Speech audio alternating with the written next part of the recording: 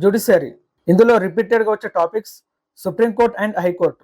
Judicial review, judicial activism.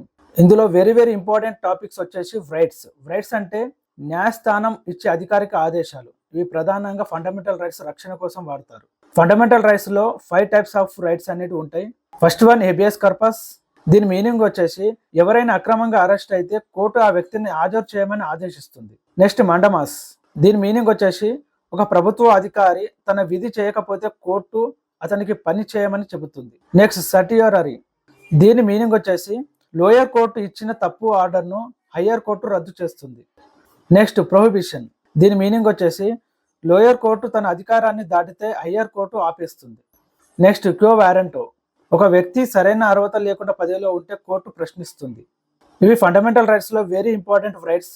వీటి గురించి article 32లో explain చేయబడి ఉంటాయి.